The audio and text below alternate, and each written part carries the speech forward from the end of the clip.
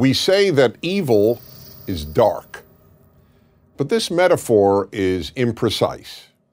Evil is actually intensely bright, so painfully bright that people look away from it.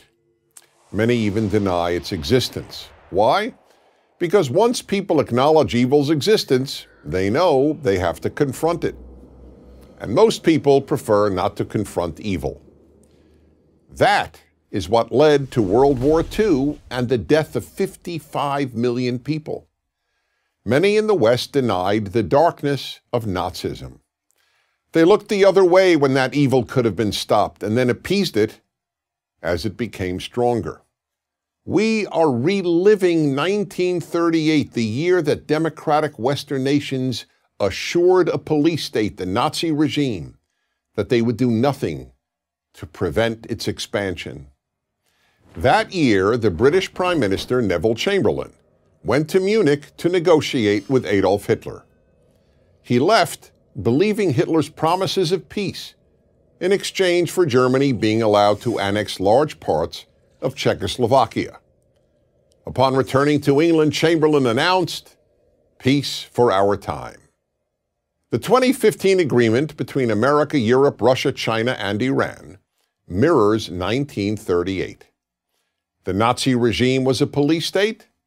The Islamic Republic of Iran is a police state. The Nazis' greatest aim was to exterminate the Jews of Europe.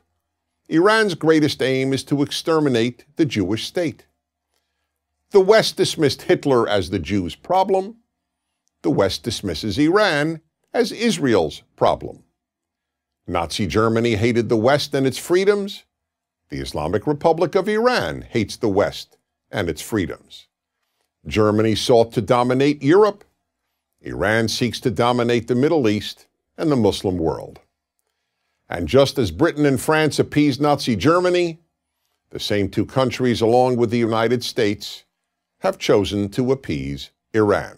In fact, there's considerably less defense for the Iran agreement, which awards Iran $150 billion in currently frozen assets and the right to keep its nuclear program, than there was for the Munich Agreement. Prior to 1938, Hitler had not publicly proclaimed his aim to annihilate Europe's Jews. Yet Iran has been proclaiming its intention to annihilate the Jewish state for decades. There were no massive death to America demonstrations in Germany, as there regularly are in Iran. In 1938, Germany had not been responsible for terror around the world, as Iran is now. Nor was Germany responsible for the death of more than 1,000 Americans, as Iran has been in Iraq, Afghanistan, and Lebanon.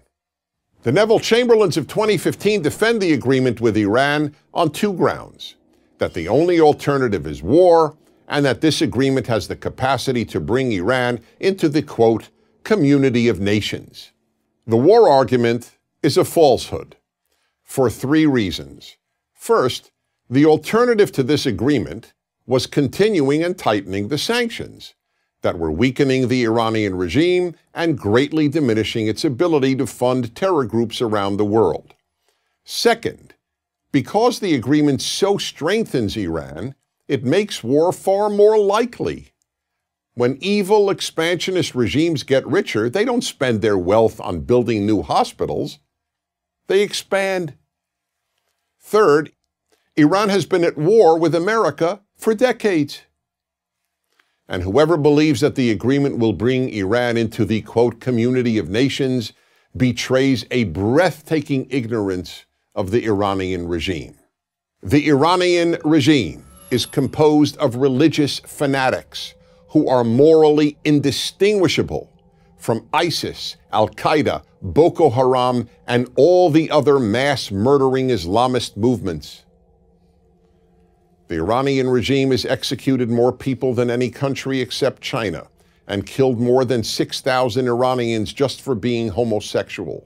A woman in Iran is not allowed to leave the country without the permission of her husband. The Iranian regime repeatedly calls for the extermination of Israel. No other country in the world is committed to annihilating another country. Iran is already the world's greatest funder of terror organizations.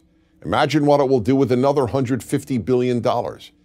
Imagine what it will do with the removal of the current weapons and missile embargo. Imagine what it will do with its intact nuclear infrastructure. This deal allows all three. Very few people have a chance to do something about the greatest evil of their time. When it votes on this agreement, the American Congress has that chance. I'm Dennis Prager.